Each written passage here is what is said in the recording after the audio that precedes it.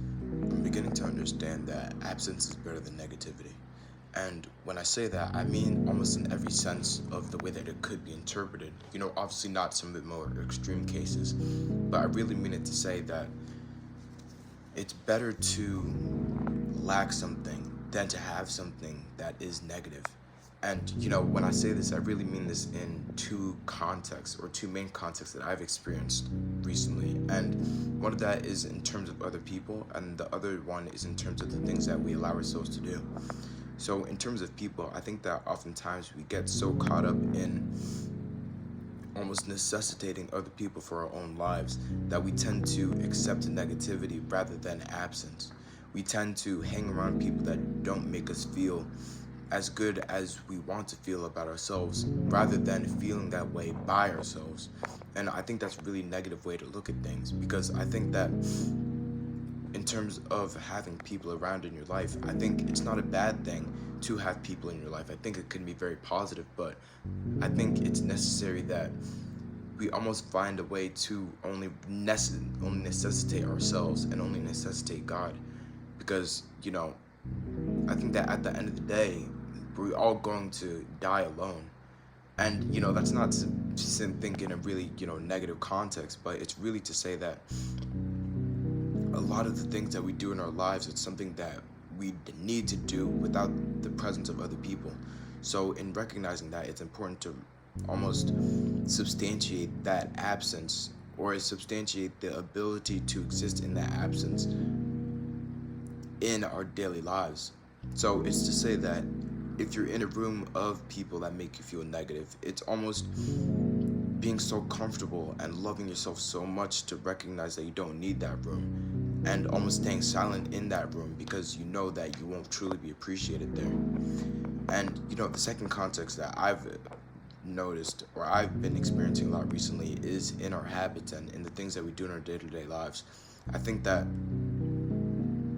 especially over the last 2 days or so, or even a bit before that, I think just in general this past week I felt so present, and I felt so just full of enjoyment and full of joy in my day-to-day life. And I think there were a bunch of things that I started doing that all contributed to that. But then this happened on Friday.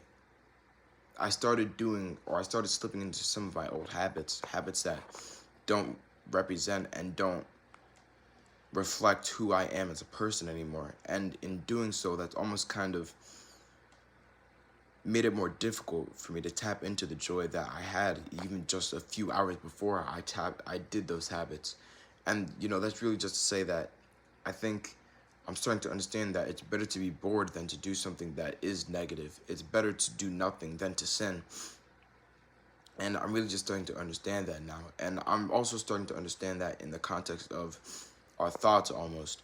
Because I think that so often we get so caught up in our brain being problem-solving machines that we almost forget that what we think about is the world that we experience. And the world that we experience is what we think about. So in that context, it's really to say that we almost get so caught up in being problem solvers that we don't necessarily recognize that there's nothing to be solved. And that's not to say that there aren't things in our lives that we don't want to improve, but it's to say that in focusing on the problems that you have, you're never going to be able to be free of those problems. But almost in existing and thinking about your situation as something that's already changing and something that's already variable, and something that's already access to change, that's when we finally allow that change to permeate in our lives without necessarily forcing anything. So I'm just starting to understand that it's almost sometimes better to, or not even always, I think that it is better to almost not think of anything than to think of negative things that just put yourself down. Because something I've been noticing a lot recently is that, at least personally, so often I almost imagine situations in my head based on things that have happened in the past, and these situations, they're usually not positive things, or they're usually not naturally positive things, in the sense that someone that I know, one of my friends, they could do something that I'm not really happy with, and it's almost like I imagine myself confronting that person about said thing, and it doesn't really make me feel more positive about myself.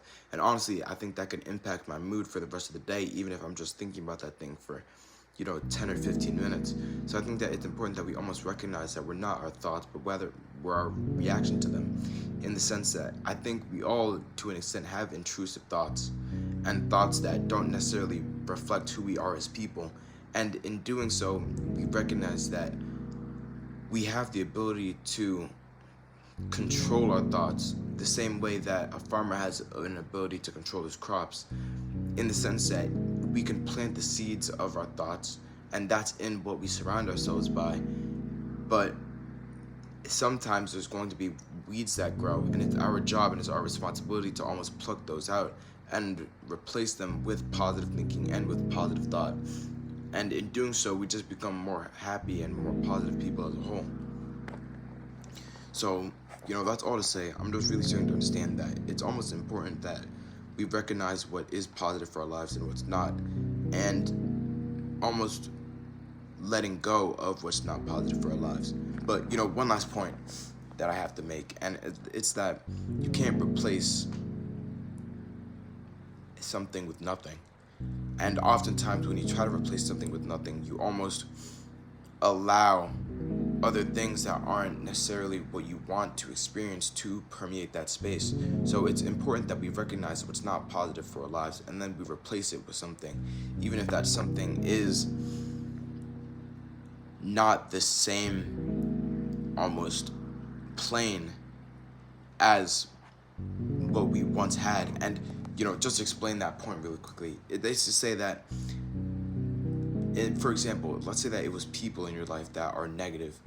It's almost replacing the presence of those people with the presence of yourself. Because when you don't recognize what you're replacing it with, then you have nothing to focus on. And what you focus on is ultimately where your energy goes. So I just think that it's important that we recognize what's negative in our lives, and then we replace it with something positive, even if that something positive is nothing in a sense.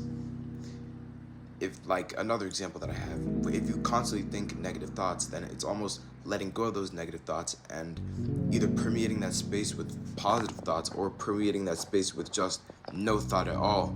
In the sense that, something I've been doing a bit recently is I've been telling myself, like, I've been thinking, what will my next thought be? And in doing so, it almost gets rid of all the thoughts that you could possibly think. And I think that absence of thought is better than experiencing negative thought. I have a Bible verse that goes along with the topic of this video a bit well. It's taken from Matthew 5, verse 30, and it says, "If your right hand causes you to stumble, cut it off and throw it away. It is better for you to lose one part of your body than for your whole body to go into hell." So I just think that's important that, we almost cut off the things that aren't beneficial for us, and we replace those things either with nothing or with something positive. But you can't replace it with nothing without recognizing that you're replacing it with nothing.